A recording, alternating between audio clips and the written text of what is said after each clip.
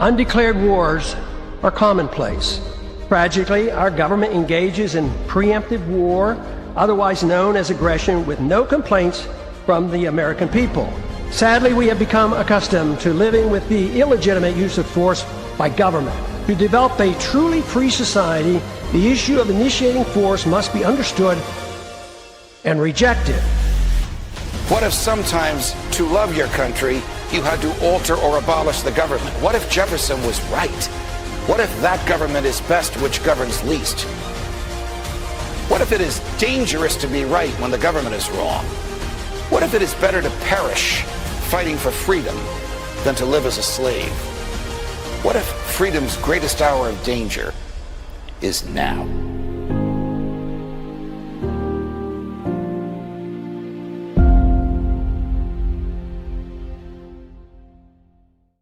Hi, everyone. Judge Andrew Napolitano here for Judging Freedom. Today is Tuesday, February 24th, 2026. Ambassador Chaz Freeman joins us now. Ambassador Freeman, thank you very much for coming with us as you do nearly every Tuesday at this hour. It's a pleasure to chat with you. Thank you for accommodating my schedule. Before we talk about the Israeli push for another Middle Eastern war, I want to ask you a question about Ukraine. How reckless was it for Ukraine to use British hardware and U.S. intelligence to strike a Russian munitions plant 800 miles into Russia, deep in the Ural Mountains? Well, it just invites counter-escalation from Russia. That's been the pattern. Ukraine, of course, is at war with Russia and is entitled to strike anywhere it pleases in Russia.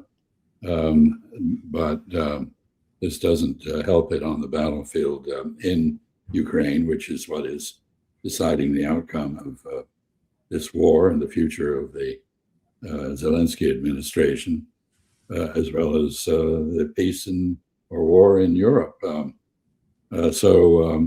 This is an act that boosts Ukrainian morale, certainly has some effect on Russian capabilities, pleases the hawks in Western Europe who want you to keep fighting to the last Ukrainian, but it doesn't liberate Ukrainian territory. It doesn't defend Ukrainian territory against further Russian inroads. So it's strategically irrelevant, essentially. Does it invite the consideration for Kremlin retaliation on Great Britain? Does it further damage the Kremlin's view of the United States? I mean, here we are supposedly negotiating with Russia. The CIA was involved in the attack on President Putin's home, which might have been an attack on him had he been there. The CIA was obviously involved in this. Yes, of course. It does increase the animosity of Russians against the British, reciprocating British Russophobia.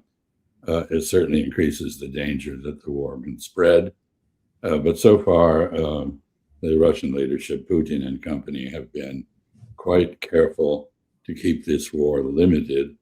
And it is not they who have been pushing the escalations. They've been responding to escalations.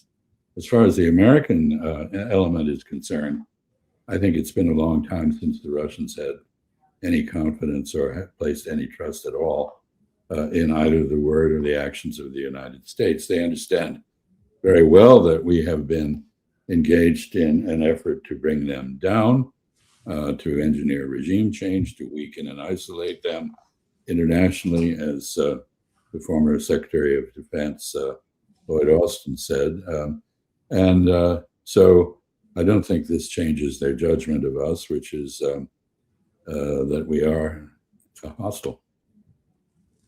Well, there's no question but that we're hostile. Do you expect the Russians to retaliate? I mean, can you imagine if the Russians had attacked Mar-a-Lago while Trump was in D.C., of course we would retaliate.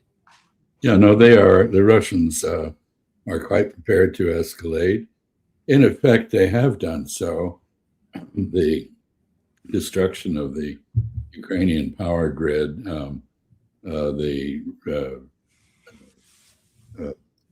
imposition on ordinary Ukrainians of fierce winter conditions with no heat, no electricity, is a retaliation for the Ukrainian strikes deep into Russia. Those strikes, as I said a few moments ago, have been countered by Russian counter-escalation. But the cycle of escalation did not begin with the Russians. It began with the Ukrainians and the West. So this is a well-established pattern, and I would be fairly confident that the Russians will find some way to make Ukrainians suffer even more than they have, which is pretty awful. What kind of pressures are the Zionists putting on Trump as we speak? Enormous pressure, and it appears to have had results. We know that Lieutenant General Kaine, who is the chairman of the Joint Chiefs of Staff, has essentially been the only voice of realism within this administration. General Kaine has not taken a position for or against an attack on Iran for reasons of his sense of military propriety. But he has certainly warned the president and others within the Pentagon, certainly, of the extreme risks that this proposed attack on Iran will create. Here, I think it's important to remember that the original conception of the Iraq War by the neoconservatives in the United States, who remain very much in positions of authority, neoconservatives allied with Zionists, was that after the attack on Iraq, we would attack Iran. And there have been vociferous spokespeople for such an attack for quite a long time. What's different is that I think Iranian patience with basically putting up with provocations and limited attacks and responding to those provocations and limited attacks with its own limited reprisals, Iranian patience with that approach has run out. And so now we can fully expect a all-out response from Iran, which they warned us about, in response to any attack, no matter how limited. I think the attack is imminent. We know from photography that the Gerald R. Ford aircraft carrier crossed the Strait of Gibraltar on February 20th. It travels at about 30 knots, 35 miles per hour on a sustained basis. That's enough time to bring it into the right off the shores of Israel, Syria, Lebanon, in the Eastern Mediterranean. So I suspect it is now in place. We have on Thursday a scheduled negotiation between Messrs. Witkoff and Kushner, which we are told will be the decisive moment for the president's decision about whether to attack. It's pretty clear that such a decision is going to be made because there is no evidence that those negotiations have been at all serious on our part. The demands that we have made are obviously way beyond anything Iran can accept. But even beyond that, we have Mr. Witkoff saying that two things. First, he's puzzled why haven't the Iranians capitulated in the face of all the force that the United States has deployed, half of the U.S. Air Force, 2 of the 3 active aircraft carriers. We have an enormous naval flotilla. Why haven't the Iranians capitulated? Which indicates that he has no understanding of either Iranian mentality or how countries react to the kind of mafia blackmail tactics that we are employing. And second, he has said repeatedly that we are demanding zero enrichment of uranium from Iran. And Foreign Minister Arakchi, on the other hand, has said that there's been no such demand at the talks. What that suggests is that the talks are simply a means of dragging out things, stringing the Iranians along until we had the forces in place to launch a war, which is what I think we're about to do. So the headline of today's Washington Post is significant sized, top of the fold, front page. Top general sees risk in attack on Iran. I'm just going to read one paragraph. General Dan Kaine, chairman of the Joint Chiefs of Staff, expressed his concerns at a White House meeting last week with Trump and his top aides, cautioning that any major operation against Iran will face challenges because the U.S. munitions stockpile has been significantly depleted by Washington's ongoing defense of Israel and support for Ukraine. General Kaine's remarks at the White House meeting have not been previously reported. Now, something like this does not just pop up. This obviously was leaked by someone, and obviously to the displeasure of the president. Chris, I think we have the full screen. This is what the president has said. The story does not attribute this vast wealth of knowledge to anyone and is 100% incorrect. General Kaine, like all of us, would not like to see war, but if a decision is made on going against Iran at a military level, it is his opinion that it will be something easily won. I'll tell you this, the Washington Post story is a lot more credible than the president's denial. Absolutely. First of all, it's very clear that that is a mischaracterization of General Kaine's briefing of the president. And second, he's absolutely correct that our stockpiles of weaponry are at an extremely low level. And it's worth thinking for a moment about the consequences of that. There's several. First, the president would obviously like a sort of one-off, in and out, Venezuela style, or for that matter, June 2025 attack on Iran style activity rather than a war of attrition. But we are going to get into a war of attrition because the Iranians are not going to play ball anymore on the limited strike option. And therefore, how much weaponry we have in stock is a major issue.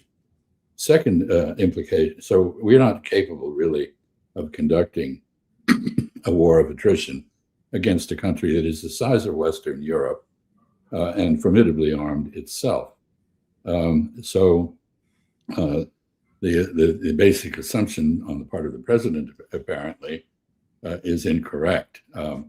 The other issue is that not only are we not capable of sustaining warfare against Iran for an extended period, but we will expend the remaining low stocks of weapons, and that means that we will have no means of defending places like Taiwan if it's our decision to do so. So this is going to greatly degrade American power, whatever its effects in the region. And here I will say that if you read the mainstream media in the United States, you will find what I think is a fallacious assumption, quite contrary to what Iran has been thinking and saying, and that is that the counter to an American attack on Iran will be against U.S. bases in neighboring Arab countries, rather than against Israel. Iran knows where the impulse for this attack is coming from, and it will respond ferociously with an attack on Israel. It will also, we know, participate in or authorize or at least agree to attacks on American forces in Iraq by Shiite militias that are aligned with it. We have drawn down our Fifth Fleet headquarters in Bahrain because we understand that that is a likely target. We have drawn down our forces in Qatar at Al Udeid Air Base for the same reason. Qatar is not a member of the Abraham Accords. Bahrain is. That makes it, in the minds of Iranians, a legitimate target against the coalition run by Israel that is attacking it. So this is very complicated. It will have global implications as well as regional implications. And I haven't even gotten to the notion that the risk to U.S. naval forces, and specifically to the Abraham Lincoln and the Gerald R. Ford, is very considerable. I don't know, the Gerald R. Ford, as I said, is probably now on site in the Eastern Mediterranean. I don't know what capabilities Iran may have deployed to the Eastern Mediterranean, but it certainly has the capability to strike the Abraham Lincoln and Diego Garcia in the Indian Ocean. You know, there's a further problem here. We don't have any search capability. If a substantial number of ships are sunk or severely damaged, we don't have the ability to repair them. We can't get into the Persian Gulf safely because the Gulf of the Strait of Hormuz will be closed. We won't have the ability to, we don't have the shipyards. We don't have the shipbuilding capability to replace sunken ships. So this is, I think General Kaine, far from overstating the risks, stated them quite realistically and in a limited, cautious fashion, not wishing to oppose the president's obvious subservience to Prime Minister Netanyahu. And here, you know, I would say the Israelis also are delusional. They imagine they can use the cover of an American attack on Iran while staying out of the war themselves so they can attack Lebanon and take more territory and so forth and smash up Hezbollah. I don't think this is going to go according to the plan at all. And so I'm very apprehensive that before the week is out, we will begin to see some really grave consequences for our military and our political influence in the Middle East. Attempting to understand the president, he's not aggravated at whatever private advice was given to him, but probably is furious at this headline in today's Washington Post and probably blames General Kaine or somebody on his staff. It wouldn't be Pete Hegseth that leaked this, and it wouldn't be anybody in the White House. General Kaine comes off as heroic in this piece in the Washington Post. I mean, it's just one newspaper, but you know the influence that it has. You once lived there. You know the influence that it has inside the Beltway. Indeed. Of course, there is another possible source of the leak, and that is the CIA. John Ratcliffe, the director of the CIA, was at that meeting. He apparently said virtually nothing. I suspect that his own staff, whatever he himself may feel, I think, have been quite realistic in warning him about the risks that we are undertaking. So you don't know, I mean, but clearly you're right. This was a leak. It was intended to enable the professional military and perhaps the professional espionage agencies to say, I told you so when stuff happens. Wow. Let's switch slightly, and perhaps you can tell me what you think of this. Chris, cut number 2. Christian Zionism. I want to go back because that's where we started. I'm not going to let you off on this because you have said it 3 times that God gave this land to this people. And so it is entirely fair for me with respect to ask, what land are you talking about? Because I just read Genesis 15, as I have many times. And that land, I think it says, from the Nile to the Euphrates, which is, once again, basically the entire Middle East. So God gave that land to his people, the Jews, or he didn't. You're saying he did. What does that mean? Does Israel have the right to that land? Because you're appealing to Genesis. You're saying that's the original deed. It would be fine if they took it all.